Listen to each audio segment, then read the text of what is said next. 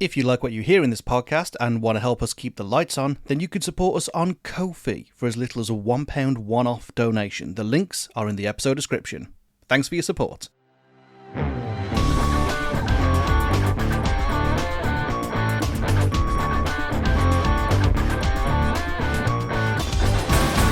This is Skip, the podcast where we tell you, in our opinion, which albums are truly unskippable and which ones belong in the skip. I'm Mike. I'm Rob. And this week we're taking a look at Loyle Carner with the album Not Waving But Drowning. Not an album I'd heard of before, so like proper uncharted territory for me. It's not even like a Kendrick situation where I knew the guy but couldn't tell you a single lyric.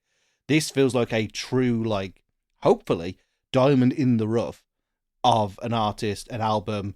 I mean, we'll get into that discussion pretty soon.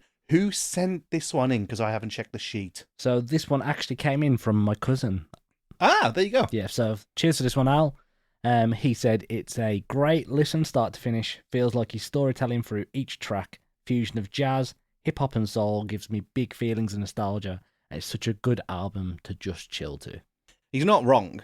Storytelling is actually a massive element of this album. We'll get more into that when we talk about the album as a whole, just before we kind of give that verdict, because storytelling's really important. But this is, I mean, I don't know really how to start this. I've never been in a situation where we're going to talk about an artist I've actively had to look up interviews about them to get a sense of who they are, where they've come from, everything. It really is going to be completely fresh eyes on this. Yeah, I've been completely blindsided by this one. Absolutely no research into it, just got in clean. And yeah, it's incredible to see another talented rapper, storyteller, who doesn't have to rely on ridiculously bad language to get his point across. It's a very clean album. Very clean. Apart from a few songs, they've got a few, like, minor swears in. Yeah. It's a pretty mellow album in terms of its production. It's kind of put together on the low tempo. There's really only one kind of up-tempo, high-energy song. Thankfully, it doesn't feel out of place, but we'll talk about the tracks when we get to that part of the review. Let's just get some history and get the ball rolling, shall we? So this is Loyle Carner's second album, which was released in April 2019. So a relatively new release by our standards, certainly. At the minute, we've been doing... yeah. We've had such old albums. When we started, it was like stuff that had been made in like the last 10 years, and then like rumours happened, and then it's just been going backwards and backwards and backwards. I mean, we've had a couple of like more recent ones, like the Slipknot one. I think that was around 2019. In fact, it was a 2019 album, so that makes a lot of sense. That was last week. Last week. Hope you had listened to that one. This one marked a major artistic evolution for the South London rapper. It blended mellow jazz rap, spoken word, intimacy, and heartfelt storytelling into a really cohesive narrative. Many fans and critics view it as the moment he fully stepped up into his voice, became vulnerable, reflective, and unmistakably his own work. Yeah, 'cause it reviewed quite well, didn't it? I think it reviewed very well. Yeah, it's understandable. There is a certain level of coming of age to this album. I don't know whether that's something that the reviewers picked up on, but we'll talk about scores in a minute. Coming of age movies are weird, right? This is a weird lead-in. Coming of age movies are weird because they take that step into adulthood, and in the American skew, that is pitched a lot younger, despite the fact that I think, you know, a lot of their laws are like, you don't drink till you're 21, but coming of age is like happens when you're 16. Like, doesn't make any goddamn sense. Yeah, it's like backwards, ain't it? Completely. And this album, weirdly, my first thing I want to say about it is that it's coming of age at the exact right point in life. It is that point at which you are discarding kind of your childish dependencies and looking towards like an independent future and stepping into the boots that your parents did. I mean, bonds to parents, big theme on this album. We'll get to it in a little bit. But I just want to say up front, this feels like a coming-of-age album in all the right ways. But we'll get the scores from the reviews first. Yeah, of course. So, let's start off with the high ones. We've got The Line of Best Fit. The whomst? The Line of Best Fit, who gave it a 9 out of 10. I don't know what publication that is. I've never heard of that. Metacritic gave it a 70 out of 100. Independent, 4 out of 5.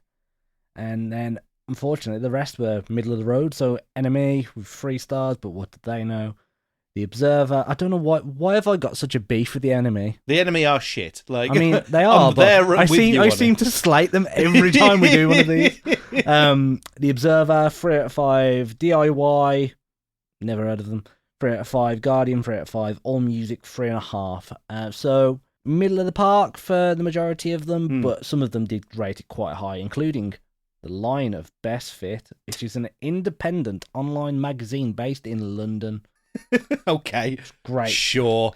So if they want to they want to add a skipped review to that lineup, since they're allowed to go top of the pack, then we'll give them rating at the end if they want. So it did actually chart at number 3 in the UK chart, and got UK number 1 R&B album as well. Yeah, these individual charts can be like a real indicator of what's going on in the scene, or a total like flash in the pan.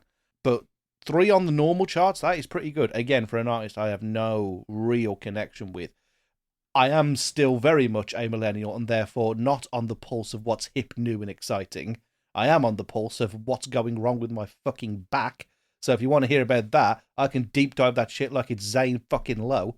I mean, that's not even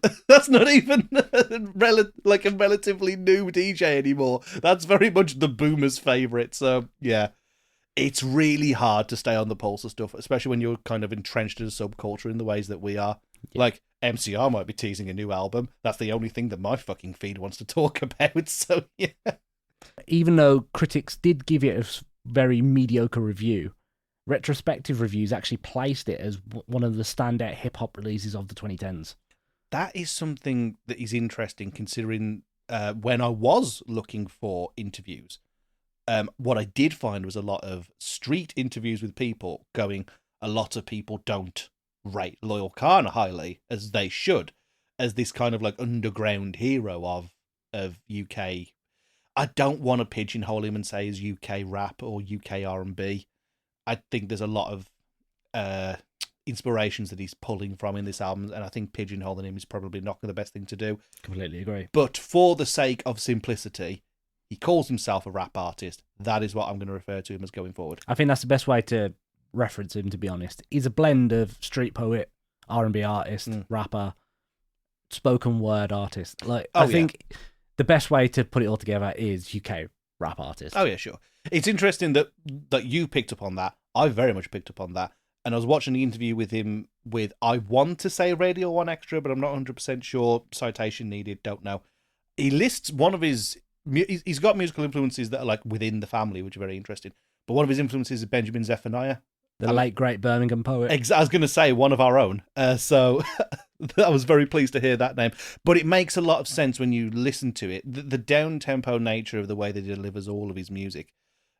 It feels like a conversation. You can see that inspiration very clearly. I don't believe it's just surface level. I think there is an attempt to be, I don't know, man. Like, Benjamin Zephaniah I got, but it's almost like if Michael Rosen started doing, and I don't mean that to meme on it. Like, Michael Rosen's an excellent poet, but mostly aimed at children, and he's almost doing that thing for like the next stage in life, which is very interesting to hear. I think something that I would have actually liked to have heard a little bit younger. I mean, I can appreciate it now because it almost feels oddly retrospective, where we were possibly 8 to 10 years ago, which is bizarre. And I feel really old. Well, if you want to compare him to anyone, and if you want a similar sort of artist from when we were young, have you ever heard of Akala? Yes, I've seen Akala. This, to me, is like the antithesis of Akala. It's like the opposite scale. They're both really well-spoken, spoken word artists, rappers, but both at different ends of the spectrum. So you've got Akala that's very pro-activism, very pro-riot, sort of, you need better for yourselves, do better for yourselves. I've already found myself, you need to find yourself. And this is like a softer take on finding yourself, going, it doesn't matter how you do it, just make sure that you have your own story. It's like the opposite sides of the scale, but both telling a similar sort of story. I've got a lot of time for Akala, so that's great. And you are right. It is very much the opposite end of, I would say, 90% of most rap music, which is very much focused on the creation of a legacy.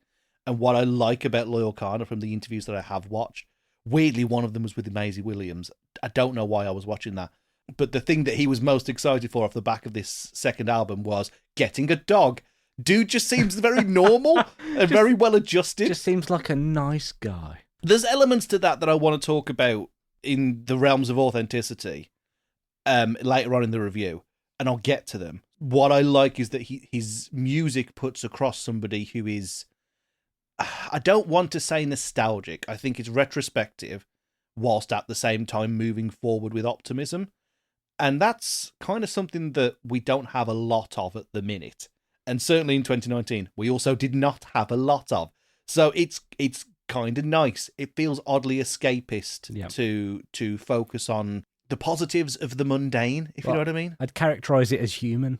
Like so many of these like high profile artists, they talk about these lives that are unachievable to 95% of the world, where everything that Loyle Carner talks about, I mean, he's got a bloody song that's about a conversation about a cookbook. Yes. Come on. How many artists that can you name out there that have got just everyday inspiration and make it seem human? It's lost nowadays. Like, because so many people have got access to a microphone, a recording platform, and like software. I mean, much like us, they get their message out, and it's like they just keep going and give this massively over dramatized version of themselves to try and sell. Where I honestly don't know what you're talking about. I've constantly said on this platform that anybody can achieve the millions of followers that we have and the massive dick that I've grown. Anyone can get. Sorry. How much have you spent on that one? Not enough, frankly. Okay. Needed the extra $5. But it's nice to hear somebody that talks about human things in a human way without oversensitizing it or taking away from his experience. Totally, yeah. It's odd because I think that there's a really delicate balance within this genre of the, like you said, the hyper stunting kind of like, I have the best things, I have the big mansion full of the hot bitches or whatever. And like, that's a stereotype. And then I've come from nothing and everything is awful and my life is gravel and knife crime. And that's very much a stereotype of the other end. What there is in the middle is a gigantic valley of people with middling experiences that I don't feel like is really getting out there all that much. And that is where we find Loyle Carner. He's not necessarily from money, although he's not really poor. The guy grew up in South Croydon, which is not exactly a poor area. It's a leafy suburb, but it's still London, which is a shithole. So, like, it's one of them. Like, and like the reason that he does music, I think, is very interesting because it's a deviation from where he thought he was going, which was going into acting. I'm just going to have the conversation about authenticity up front now. I just kind of feel like it's a good thing to talk about with this artist. He's very honest about what he wanted to do. He's very honest that this was not path number one. For one, he's not shy about the fact that he wanted to be a football player. Then he wasn't shy about the fact that he wanted to be an actor.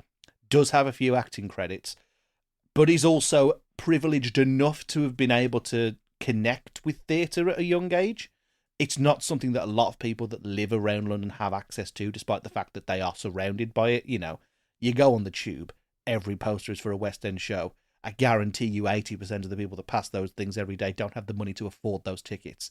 Access to the arts is, I mean, I can have a massive conversation about access to the arts, and he's very lucky to have had access to the arts, as well as access to a private education and access to a prestigious acting school.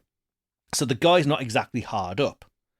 What is interesting, though, is how humble the goal is. The goal is not to climb to the top. The goal is not to be the remembered name. The goal is not to build a legacy and defend anything.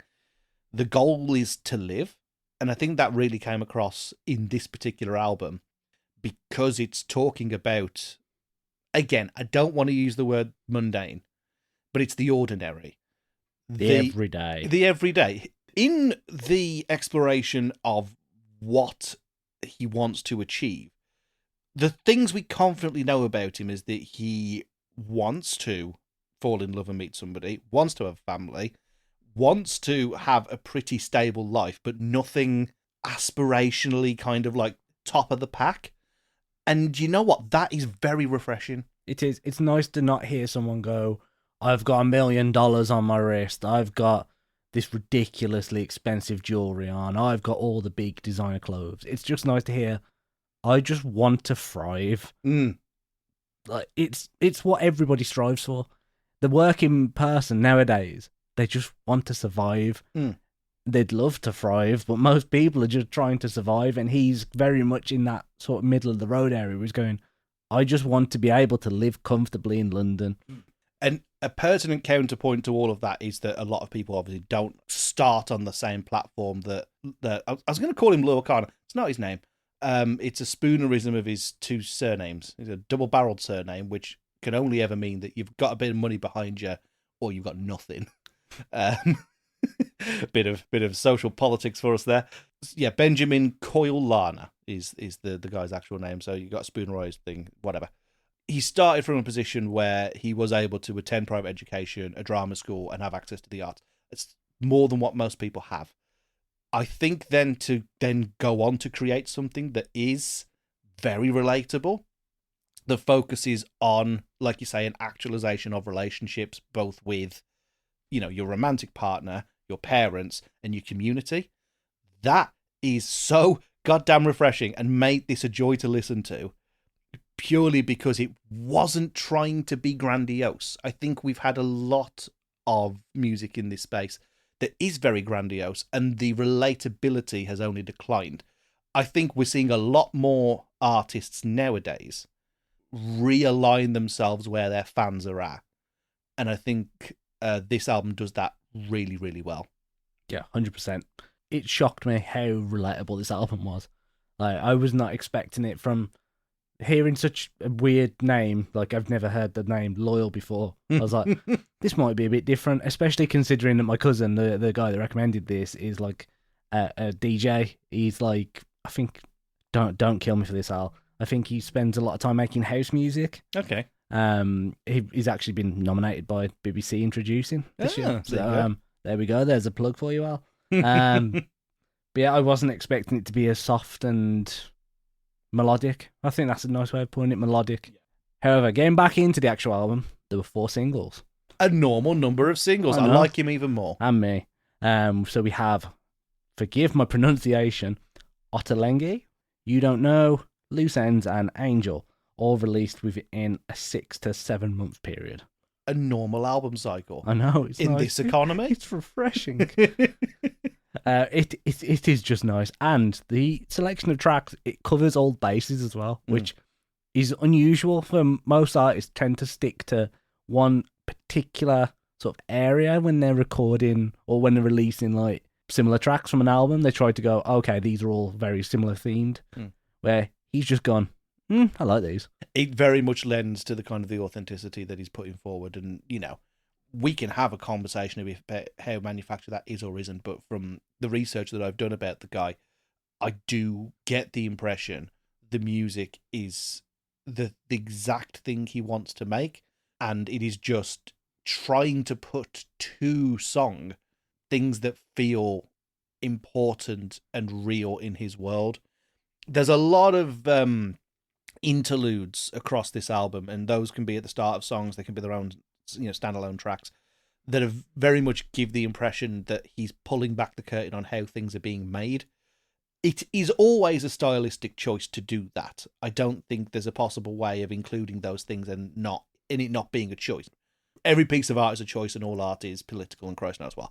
The choice to go, we are people making something, as opposed to this is mine. Yeah, this is my thing that I am doing. This is my mission, or this is my narrative. This is my project. It's very much just a human making music is very refreshing, and it is something that I think helps the tracks land a bit better.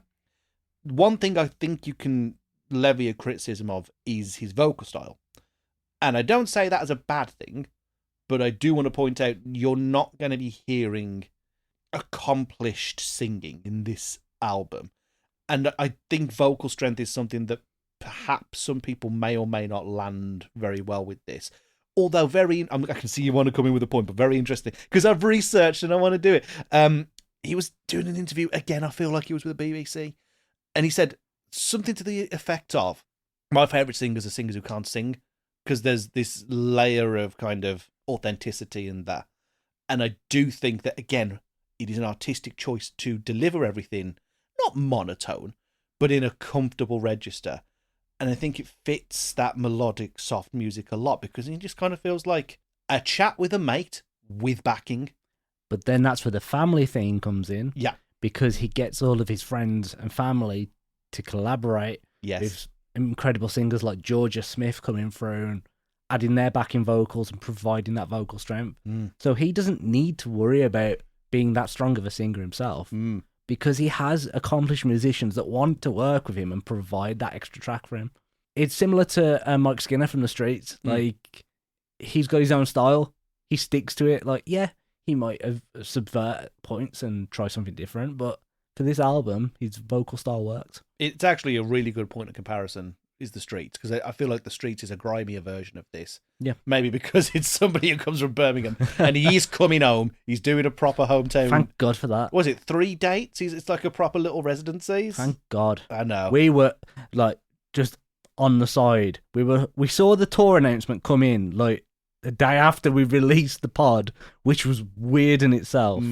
And then we both went absolutely batshit crazy because he announced no Birmingham dates, and we're like, what the fuck are you doing? It was really weird, but but thank you, Mike. Yep. You've done your town proud. Righted the wrong. He's coming home. Yeah, the comparison to the Streets is interesting, because I think the Streets was very much a constructed narrative that also felt very real and very relatable to a lot of people. Whereas I think this is like, it's the other way. It's relatable because it just feels so very kitchen sink. One of the best songs on the album is based on a conversation you overheard on a bus. And it works surprisingly well. There doesn't feel like there needs to be this additions. Like, the supporting artist is a really good example of this. Yeah, Georgia Smith, big name now, but like at the time, but not that big. Not that big, but it feels very authentic at the same time. The features don't feel like we got big name X and big name Y, and I'm all about that. I'm a real cock for when Baby Metal turns up on somebody else's song, but like that's very much a brand, not what you get here, or certainly not the impression that the music puts across. It was just a really nice listen from start to finish. So I think on that point, shall we deep dive into your favourite songs? Shall we? I had to make a list, and I'm going to have to do which both is side by side. So for the audience members that aren't as familiar with the way that we do things, if Mike makes a list, it means he's got a fair few points one way or another. If he doesn't have a list, it means that he's either really enjoyed it or hated it. So I'm really excited to hear what he's got to say this week. It's mostly likes, you'll be glad to hear. Wait. I think a lot of this really works. I think you have to talk about the top and tail of the album first as kind of a couplet. Yeah. Dear Jean, Dear Ben. A song written, the first of which, Dear Jean, written to his mum to explain, I've met somebody, I'm moving out. You know, I leave with half of my stuff, but realise that the other half of it is here. A really nice metaphor for the idea of moving forwards, but remembering to look back. Really worked for me. I thought it was very sweet, very heartfelt, very genuine, which again is a theme running through the entire record. And then Dear Ben, a track added late into production after his mum had heard Dear Jean. Obviously, Jean Coyle-Lana, his mother, heard the track that was addressed to her saying, you know, these are all the things that you've inspired me to look for in somebody. I found that in somebody. Thank you. And then writes this really heartfelt poem about being proud of him. And it's all very sweet. And as somebody who does have a really good relationship with their mum, I saw a lot of myself and the relationship I have with my mum in that. You know, I can have a complicated relationship with my mum sometimes. I think everybody does. Yeah, 100%. But I don't ever doubt that she's proud of me. And I don't ever doubt that there is love going back and forth. You have to kind of explain the situation with his father with this. And there is no judgment here. It is just describing the turn of events that has led to Ben being in the world. His father is Guyanese, I want to say. And at the point in which his mum fell pregnant, she was in a band. Very much stopped her own music career in order to give birth to Ben. His father walked out on the family and was, I believe they are in contact now, but for a long time that wasn't the case. He was raised by his mother and his stepfather. This is when he was then looking into either doing footballing or acting. The acting took off. The acting very much came to a total and complete stop at the point where his stepfather died suddenly due to, I believe it was some kind of like a complication with epilepsy, something like that. Very much like it's not a brain aneurysm, but it's like it's as quick as that. It's like very sudden. Oh yeah, bam, and you're gone, and awful. The focus shifted to trying to piece together his relationship with an absent father, a lost stepfather, and an ever-present and single parent in his first album, which I haven't listened to, but I very much look forward to doing so. This album is the next chapter from that. So opening with Mama, we're closing that chapter now, and now we're going to look at this, is very much has that thrust of things carry on, things might get better, we remember what comes before. And then having that kind of echo back with the poem, it really worked for me. It really, really worked. Did it hit for you at all? It hit exactly the same for me.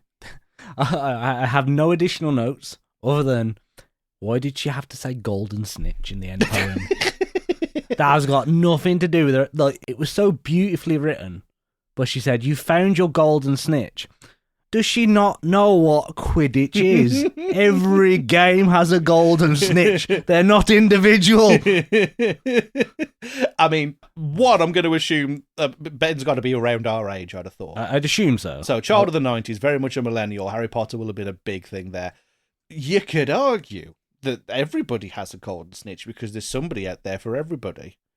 Just that sometimes those people don't like you back. So, you know. Yeah, but the whole thing about the golden snitch in Harry Potter is they weren't individual. No. It was very much in the box. It was just literally a ball with wings. But essentially, they've just given Marble a can of Red Bull. Look, you're right. But just, you know, it didn't bother me as much. What I will say is, you know that I've enjoyed it when that's my gripe with a fucking album. Yeah, the gripe is a Harry Potter reference. That is my only gripe I can come up with at the moment for this album. I mean, it's going well for him then. Good on you, Ben. I really enjoyed the one with Georgia Smith on it, which I believe is called Loose Ends. That's the one.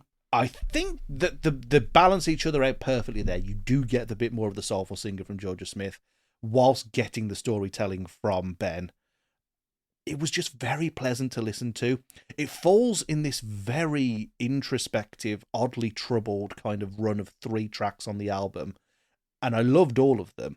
So it would be this, followed by the spoken word section of Not Waving But Drowning, which is where the album title comes from, and then into Crispy, it's an interesting track to have kept on the record, because do you know about this, by the way? What's going on that track in particular? I don't know. I leave that to you. Okay. So Crispy is the nickname for one of the collaborators on the album. He appears on the track You Don't Know. I thought you were going to say that. I'm guessing it's Kiko Bun. No, Rebel Clef. Oh, it's close. Chris is one his out of two. Yeah, it's 50-50. Damn it. The guy's name is Chris, and his nickname is Crispy. They were collaborators on the first album, as far as I understand. And then, as the star of Loyle Carner rose to a certain degree, obviously we're not talking like household name, but we're talking big in a scene. There was a rift between the two of them. As far as I understand it, and I could be misunderstanding, so do not take my words as gospel, there was an argument about how money was going to be shared. And as far as I know, that the party who was most offended by the split Crispy, was Crispy. Appears on the album when it was in production, and then very much disappears from the album. This track is then written in response to say none of this was meant to be about money. It was meant to be about collaborating together.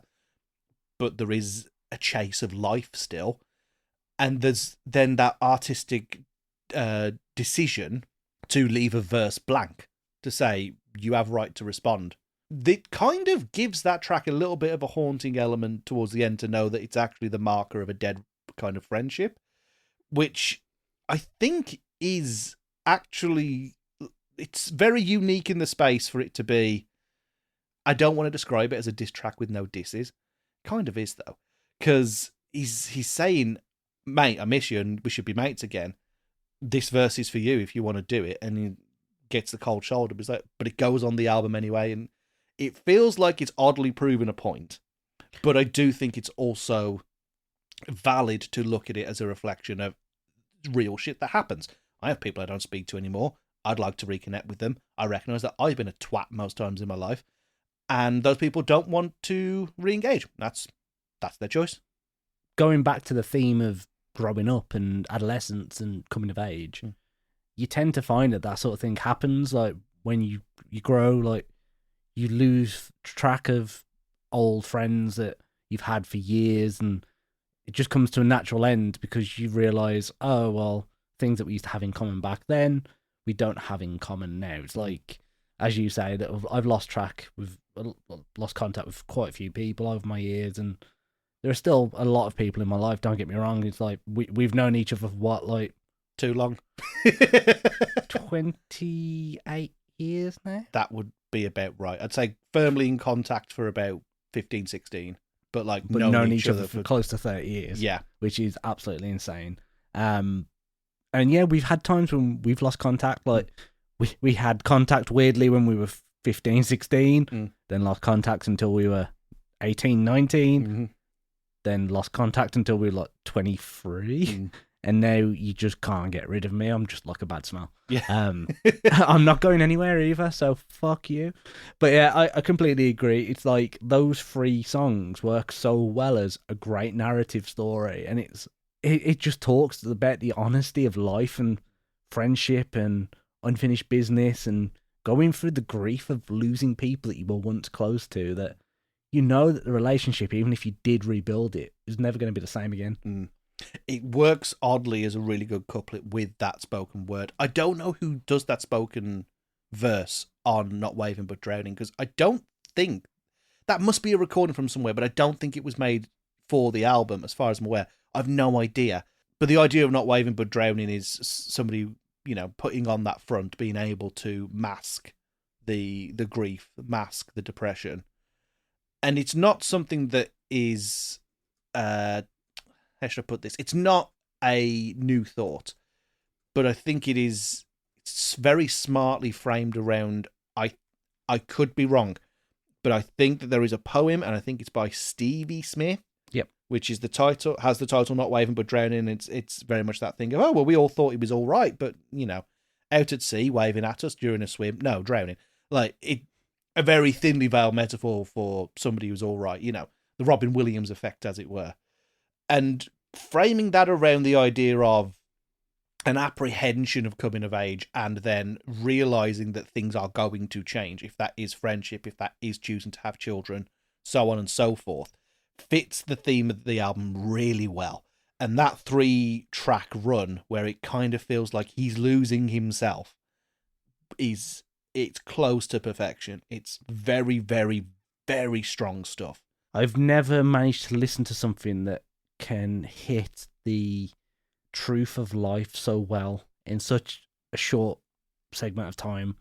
I've just Googled as well, and comically, I've typed into Google who speaks the spoken word on the song Not Waving But Drowning, and it is accredited to an elderly woman.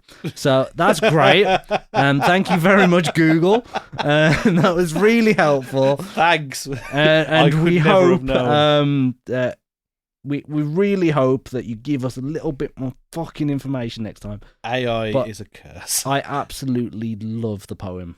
I think a lot of, especially like the younger people coming up, like the 20-year-olds, are going to come to this realization at some point. I mean, we both had the same sort of reaction at the same sort of time. Like, we lost track with an old friend group, and we both came to the realization with each other, didn't we? It's like, sometimes you want to wave and be a part of something for the sake of being a part of something.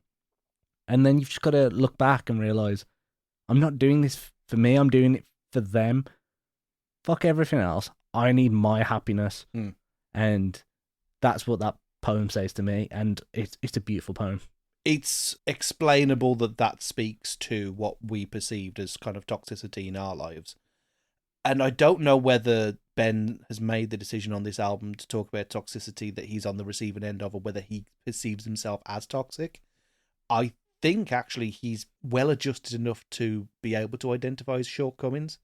They don't make up the bulk of the lyrics that he writes. I think a lot of the lyrics that he writes, especially for this particular record, are quite hopeful, which again is the refreshing part of all of this.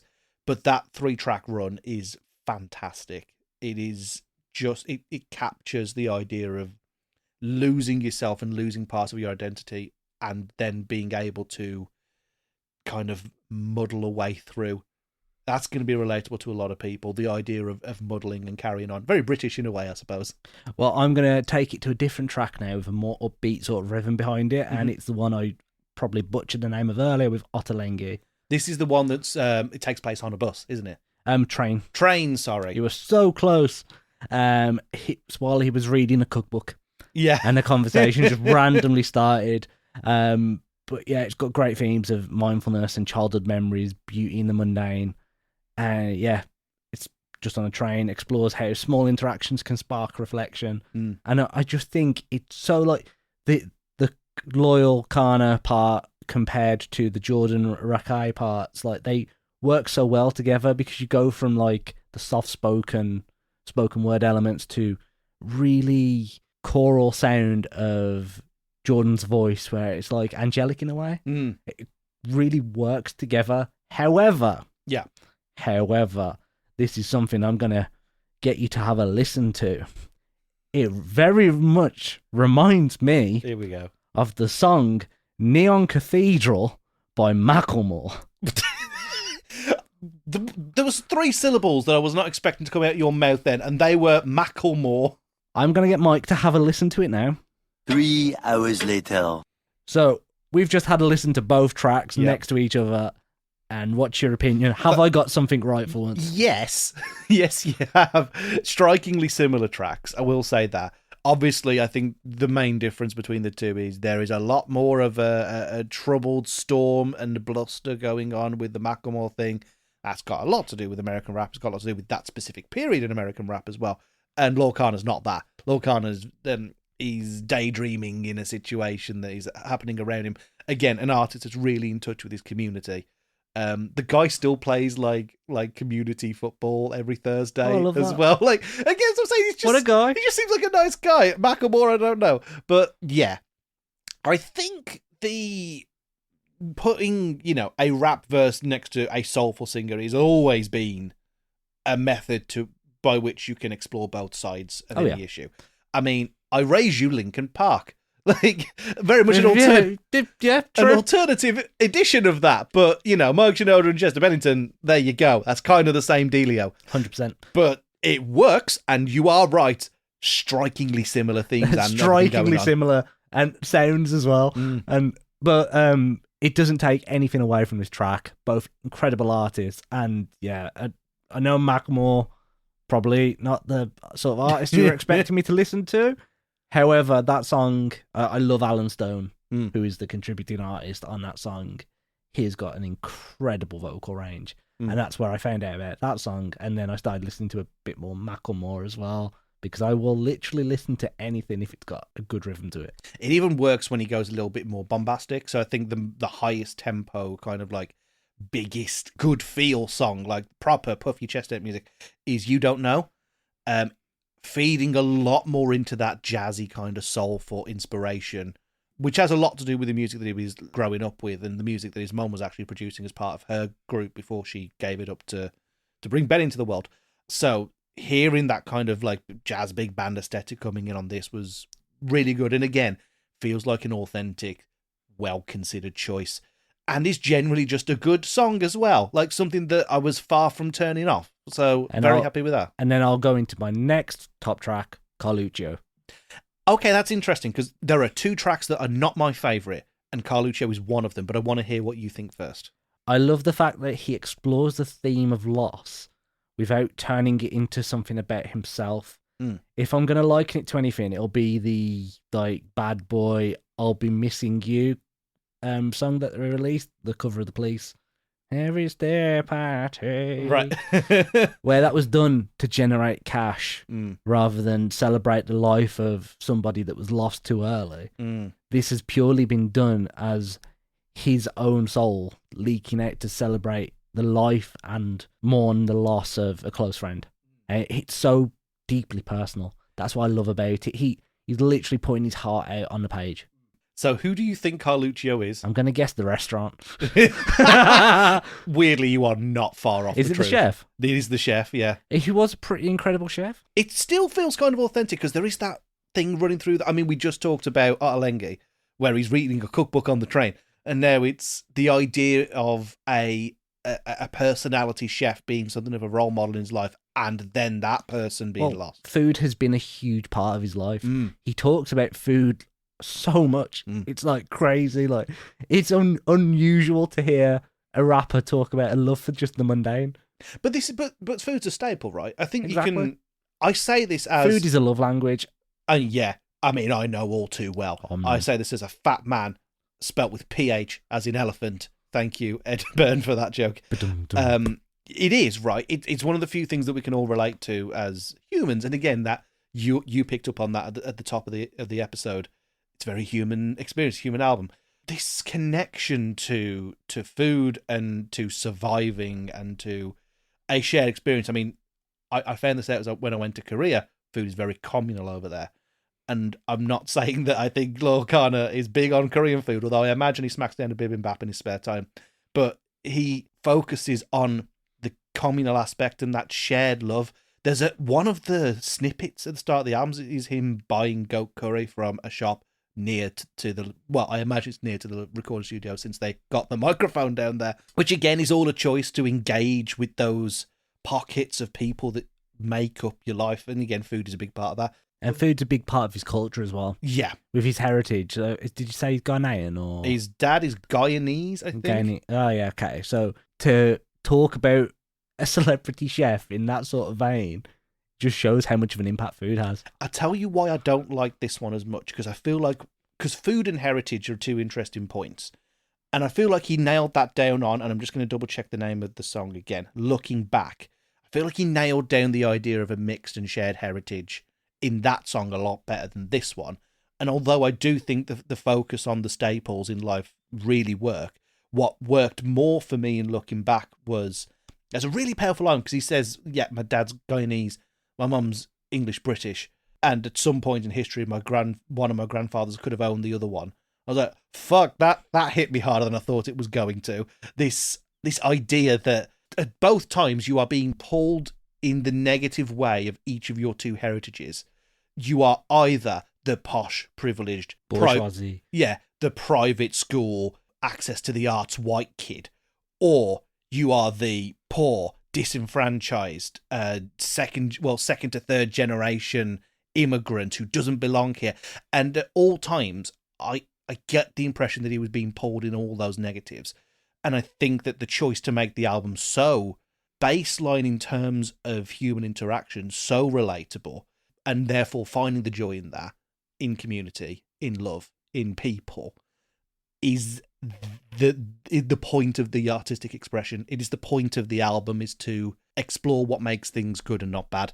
And that sounds really baseline. It just sounds like such a shitty way to describe the album. He's just saying good things. But it works. Makes sense. Yeah, it makes total sense. It makes perfect sense in relation to this album. And that's why Carluccio specifically doesn't work for me.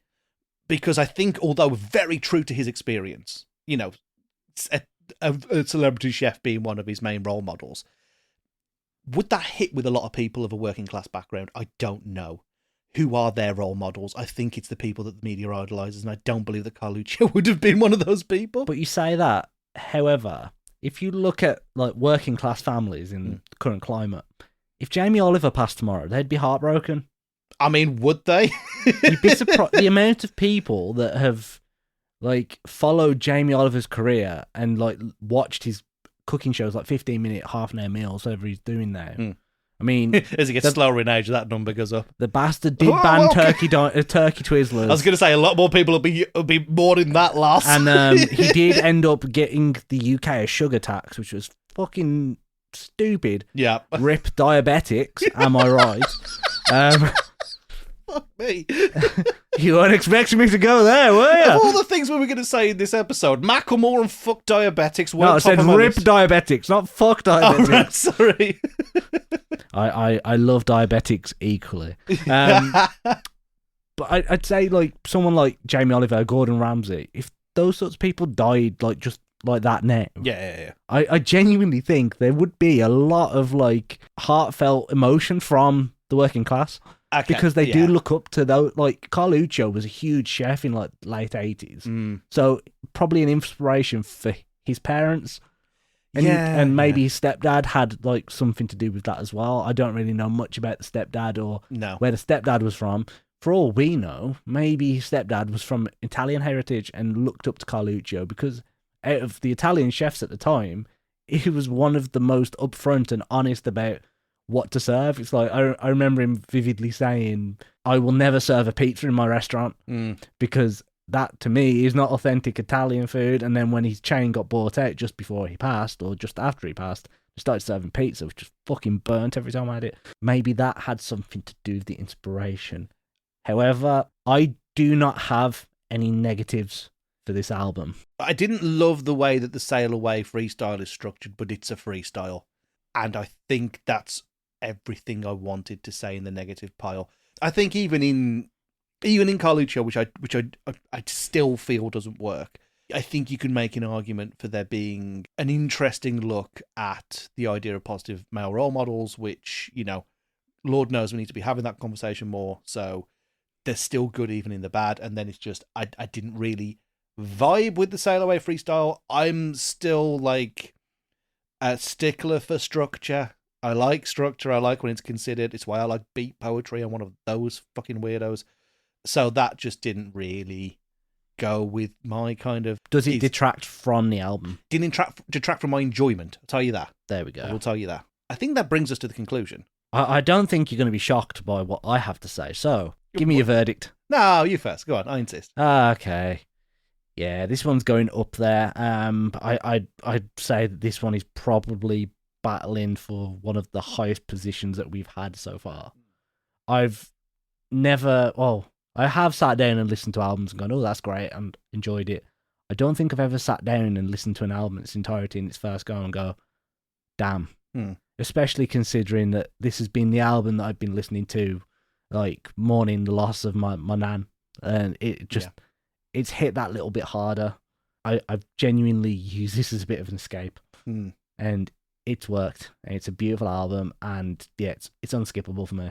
Art's a powerful thing. And when it hits at the right time, it does the right thing. It feels like this album found us at the perfect time. And I will forever be thankful to my cousin for sending this in, for you hosting this wonderful podcast and giving me the opportunity to discover this album. But yeah, this unskippable. This is going into my regular rotation. That's good to hear. I mean, the last time that happened would have been Porcupine Tree as well, which I think is the mirror image of what's going on here.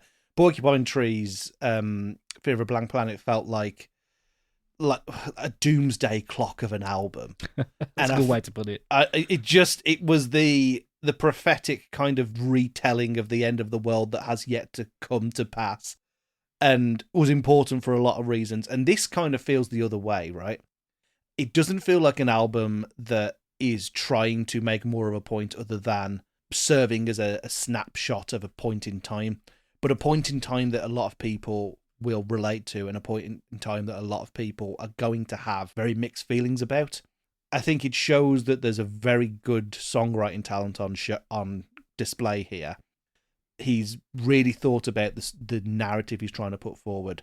Storytelling is a thing that Ben himself has said is massive to him. He's not interested in big beat production. He's not interested in anything other than just getting the point across. What he's interested in is an artistic expression and telling a narrative.